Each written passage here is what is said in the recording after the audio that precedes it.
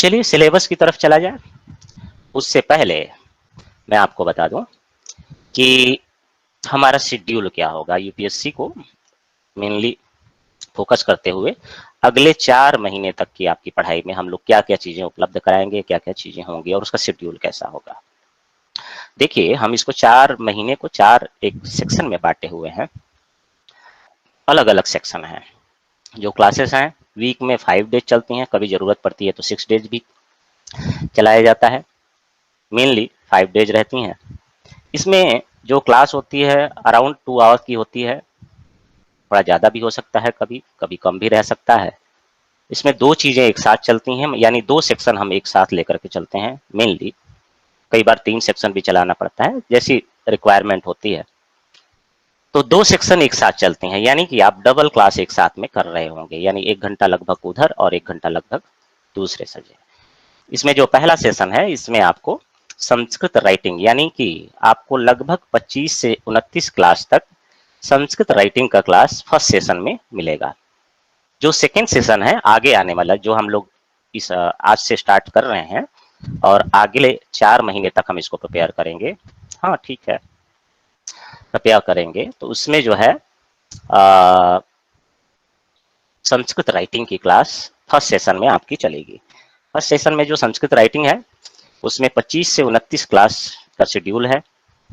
इसी राइटिंग के अंतर्गत आपको अपने मन से लिखने आ जाए, अपने तरीके से लिख पाए, अपने शब्दों में लिख पाए, यह बहुत महत्वपूर्ण है। साथ में इसी में वाच्य परिवर्तन जो हमारे सिलेबस में है वह भी होगा और अनसीन पैसेज इसी के अंतर्गत इंक्लूड है। बाद के समय काल में भी अनसीन पैसेज पे कुछ न कुछ काम हम करते रहेंगे, थोड़ा सा इससे पे आपके कुछ न कुछ काम होता रहेगा, पर फिलहाल इसके लिए यह शेड्यूल के हिसाब से आपको यह मिलता रहेगा। इसी समय काल में जो नेक्स्ट सेशन हम लोग कल से स्टार्ट कर रहे हैं इसमें आपकी संज्ञा होगी और संधि होगी, जिसमें लगभग 10 क्लास लगेंगे। लिंग्विस्टिक होगा यानी भाषा विज्ञान होगा, जिसमें 8 से 10 क्लास होगा। और हम जब ये दोनों हो जाएंगे, लिंग्विस्टिक, संज्ञा और संधि, इसी समय काल में एक साइड आपका संस्कृत राइटिंग चल रहा होगा और दूसरी साइड ये सिलेबस भी चल रहा होगा, जो कि सिलेबस के अंतर्गत चीजें हैं। फिर हम लोग रूपक यानी नाटक को करने का प्रयास करेंगे। सेकेंड पेपर के 3rd नंबर क्वेश्चन में आता है, जब संज्ञा संधि और लिंग्विस्टिक हो जाएगा यानी भाषा विज्ञान हो जाएगा, तो हम लगभग 14 से 15 क्लास हम लोग रूपक के लिए रखते हैं। तो अराउंड अगर देखा जाए तो यही शेड्यूल बन जाता है इस पहले सेशन का। जो दूसरा सेशन है जो आगे चलेगा, अगले 4 महीने में क्या चलने वाला है और क्या चीजें आपको प्राप्त होंगी, सारा एक सिस्टमेटिक वे में आपको उपलब्ध हो जाएगा। जो सेकेंड सेशन है वह जो है पहली जो 20 क्लास होंगी, अब यहाँ पर भी संस्कृत राइटिंग यहाँ तक आपकी समाप्त हो चुकी है। यहाँ पर भी 2 क्लासेस चलेंगी, यानी कि एक साइड फिलॉसफी चलेगा और दूसरी साइड अर्थशास्त्र, सुंदरकांड, आर्ट एंड कल्चर चलेगा। साथ में कारक प्रकरण चलेगा। फिलॉसफी एक साइड 20 क्लास, उसी के समय काल में अर्थशास्त्र, सुंदरकांड, आर्ट एंड कल्चर और कारक, ये हम इसी दूसरे सेशन में हम लोग करने का प्रयास करेंगे। इसके अलावा जो 3rd सेशन है इसमें हम लोग 12 क्लास रखे हैं, जिसमें कि literary history of Sanskrit, literary criticism यानी काव्यशास्त्र से संबंधित, रामायण, महाभारत और समास, ये भी लगभग डबल क्लासेस होंगे। सारी जो चीजें बता रहा हूँ नॉर्मली एक साइड यह चलेगा एक क्लास और एक उसके बाद एक क्लास, यानी 2 घंटे 2.25 घंटे की क्लास होगी, उसके अंतर्गत यह तीसरा सेशन होगा। इसके अलावा जो चौथा सेशन होगा उसके अंतर्गत 30 क्लासेस हैं।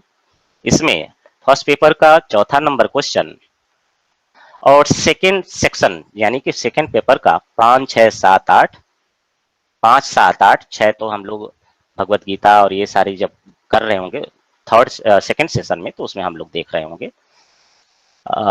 उसके अलावा महाकाव्य, कथा, आख्यायिका, चंपू, खंडकाव्य, मुक्तक, ये सारी चीजें। और सेकेंड पेपर में 5, 7, 8 ये सारे प्रश्न को देखने का प्रयास करेंगे। इस सेशन में लगभग 30 क्लास होंगी, जो कि डबल क्लासेस चलेंगी। पहला सेशन जो मान लीजिए महाकाव्य हम देख रहे हैं तो रघुवंशम देखेंगे, और उसी का रघुवंशम का दूसरा पार्ट जो कि सेकेंड पेपर के 5वें नंबर में आता है, उसको हम लोग दूसरे सेशन में देखेंगे। यानी यह डबल क्लासेस चलेंगी। और यह पूरे सिलेबस को देखें तो पूरा सिलेबस यह 4 महीने में आपका यह शेड्यूल के हिसाब से समाप्त है। 2-4 दिन, 5 दिन, 10 दिन एक्स्ट्रा आप मान सकते हैं। कभी कभार ऐसा होता है कि कभी लाइट की समस्या है या अगर जरूरत पड़ी तो हम एक्स्ट्रा क्लास भी लेकर के उसको कवर करने का प्रयास करेंगे। इसके अंतर्गत आपको हिंदी मीडियम में 12 बुकलेट्स आपको उपलब्ध होंगी। 12 बुकलेट्स के अलावा क्लास की पीपीटी, कुछ क्वेश्चन आंसर उपलब्ध कराने का प्रयास रहता है कि आप उससे फॉलो थ्रू में रहें। इंग्लिश मीडियम में है जिसमें 14 बुकलेट्स हैं।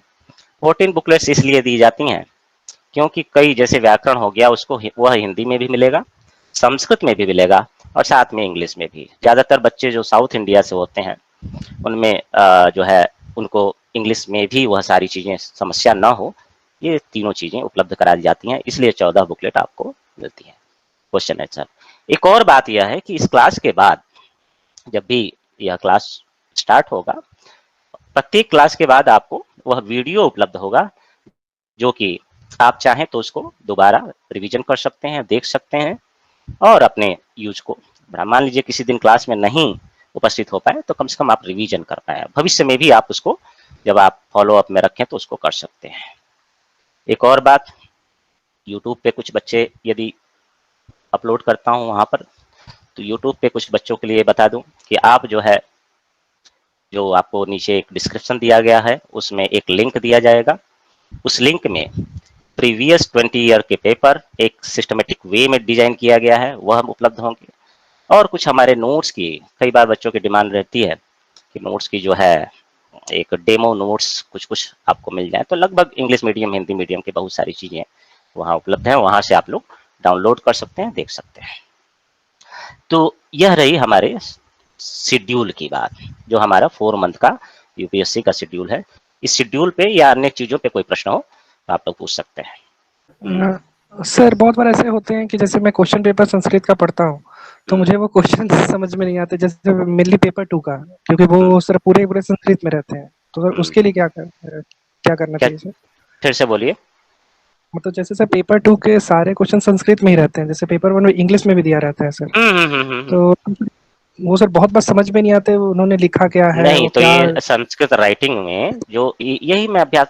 अच्छा ये बताइए, मैं इसको पढ़ाऊंगा, मान लीजिए मैं चौथा नंबर क्वेश्चन पढ़ा रहा हूँ तो उसके क्वेश्चन को डिस्कस नहीं करूंगा। लगभग हम तो 2000 से लेकर के 2020 तक सारे क्वेश्चन की डिमांड को समझेंगे और संस्कृत राइटिंग किए रहेंगे। अच्छा अभी जो पुराने बच्चे हैं, आप लोग बताइए, एक भी क्वेश्चन समझने में अब दिक्कत आती है या लिखने में? समझने में एक भी क्वेश्चन ऐसा लगता है कि ये मुझे समझ में नहीं आया, क्वेश्चन क्या कह रहा है? एक भी क्वेश्चन लगा हो तो बता दीजिए। नहीं सर, इम्पॉसिबल है। जो नए बनेंगे वही चीजें होंगी। तो संस्कृत राय किसी का भी अगर कोई डर है तो 2 दिन की क्लास करेगा तो शायद ठीक हो जाए, मतलब जो लगा है हमें क्लास में। ये तो आपकी बहुत अच्छी बात है, मगर हाँ मैं ये कहता हूँ आप मेरे साथ में 5 से 10 दिन, उन्होंने प्रश्न एक और प्रश्न पूछा था कितना लकार याद करना पड़ेगा, ये करना पड़ेगा, 5 से 10 दिन मेरे साथ में वह समय व्यतीत कीजिए, तो 2-4 दिन आपको ज्यों यह आएगा, मैं ये कहता हूँ 10 क्लास ज्यों आपने किया आपको पता चल जाएगा कि मैं संस्कृत में कहाँ जाने वाला हूँ। तो डर होता है शुरुआत में, मगर हाँ 2-4-10 क्लास की बात है, कोई चीज रटना नहीं है।